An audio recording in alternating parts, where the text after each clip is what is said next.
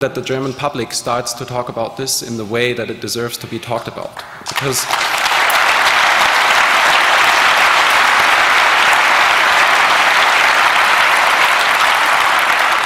this is a decision that all of us Germans have to take. The question is, do we want to be part of this or not? And we have to have all the facts to make this decision. And therefore we can just urge whoever, for example, has the NATO report on this, maybe someone's listening or maybe someone in the audience knows someone. There are other reports that would be very, very helpful to get a full picture of this and to put more pressure on those people responsible for what has happened down there. Yes, the 9/11. So some of you may have heard of this recently. We released over 500,000 over 500,000 text messages, pager messages that were intercepted between 3 a.m. New York time September 11 and 3 a.m. New York time September 12. In 2001. 2001, yes. So those messages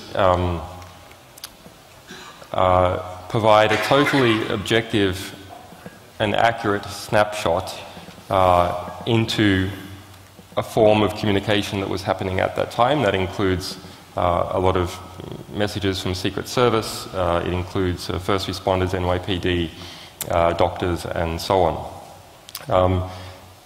But the meta context is also very interesting, that someone was intercepting the pager traffic for 4 major pager networks in the United States before September 11, because remember this is at 3 a.m.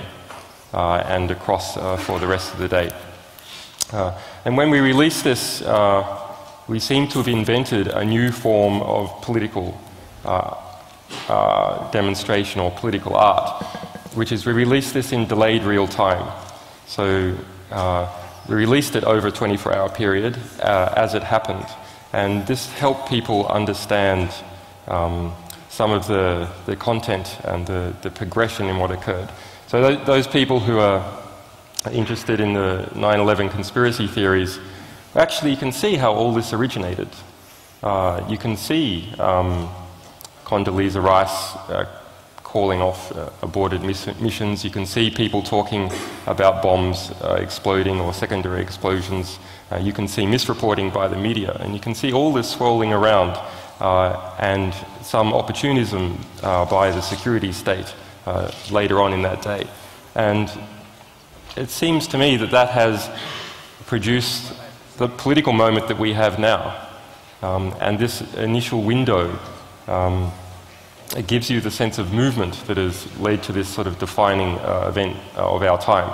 For us, this was actually quite hard to release because so many people were interested in the material. But we actually, this is, believe it or not, this is the first really significant document that we've done where our anonymizing network didn't go down under the load. Yes. Which is, we've been, some of you might be aware, we called for some support because we knew that we needed to handle a lot of data, which is about 4 terabytes worth of text messages. There was a lot of people that have been looking at these messages. This is just the traffic we produced or we handled within the first few days. But it gave us a feedback on how many people actually were discussing. And a lot of the people, even those people that criticized this publication, were still looking at it and following it over 24 hours. So even if you do not agree with, there's still an interest. So we received 0 complaints from anyone who had any, 0 complaints from anyone who had in fact sent a pager message. Yes, that's noteworthy. So it's just like people hype up terrorism, people hype up privacy as well. So the real concerns are the people who are involved. Anyone who was involved didn't give a damn, or didn't give a damn enough to contact us. Yes, yeah, that's true.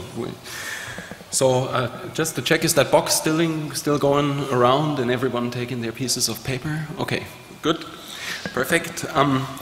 Okay, a last one from, as Julian said before, a long list that we published before, but this is something that at least to me personally is very important. We published a European strategy paper from the European Institute for Security Studies. Those of you who have not heard about it, please listen. This is a paper that is done by a European think tank that deals with European security policy. And these are the people that everyone in the EU listens to if it comes to these questions. And they have worked out what we need to do to address security in Europe until 2020, so within the next 11 years.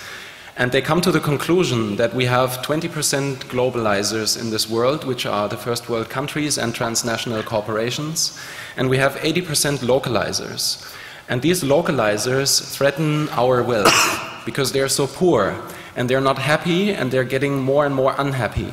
And this is why these people propose that we build up a European military and police unit to combat the poor in the world. And these people propose that we need to extract universal goods, such as the rainforest, from the control of the nation states they are located in. Because they say we need these resources as well, and we need to make sure that no one can get uncontrolled access to them. And they are proposing building this wall around Europe so no one can get in anymore, no one can swim over the sea or whatever. And this is all written in a very lengthy paper, I think 170 or 180 pages. And it's very detailed and very, very verbose. So it's a terrible read, but it shows how sick some of these people are that are planning the future of Europe and of the society that basically anyone in this room will be part of. And the question that we have to ask ourselves, similar maybe to Kunduz, is that with this information, do we give our silent consent? Is that like the world we imagine to live in? I guess we all know that we're exploiting the third world and that there's a lot of our wealth depends on this exploitation. But the question is, how much further can we push out this bill, or when is it time to maybe start considering how to pay that bill? What is the right step? So I'm not sure if I'm maybe the only person that sees this very critical, but it's something that we thought is important to mention again. It's one of these obscure reports that are so complicated and that are sort of very technical in the way they are written that few people have a look at them. And that's why unfortunately, a lot of the information that we publish sometimes gets lost because people just don't want to read 170 pages. And they don't know anything about European defense strategy or whatever, so they're just skipping this and go back to something that's easier to comprehend. But nevertheless, this is really important. And I can, as with Kunduz, again only urge everyone to think about, is that the world that we want to live in the future?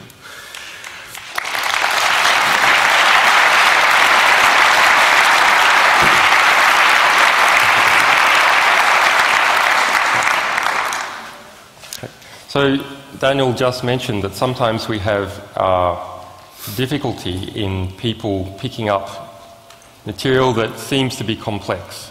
So my favorite example is a September 2008 US Special Forces Manual on Unconventional Warfare we released, several hundred pages. Now, it's written for intelligent people. It's written for special forces units who go into countries and try and overthrow the government of that country, or alternatively back up surrogate forces, paramilitaries, to suppress insurgencies. So US forces manual about how to create insurgencies or to suppress them. So it reads to me like Noam Chomsky times -1. This is not a book for fools. This is a book that talks about all the instruments of US national power. So the financial instrument of US national power, the military instrument of US national power, the intelligence instrument of US national power, the diplomatic instrument of US national power, and how all those can be brought together to a point to push a particular US policy, and talks about, yes, the IMF is a financial weapon of US national power. That's its terminology, a financial weapon. And that the USAID is also a financial weapon. So those documents do not get any media attention at all. That document, when related to it, even talks about how, despite the fact that it's the Geneva Conventions say that US forces cannot wear enemy uniforms behind governmental lines when they're doing one of these "we will create our insurgency," US policy says, in fact, that special forces can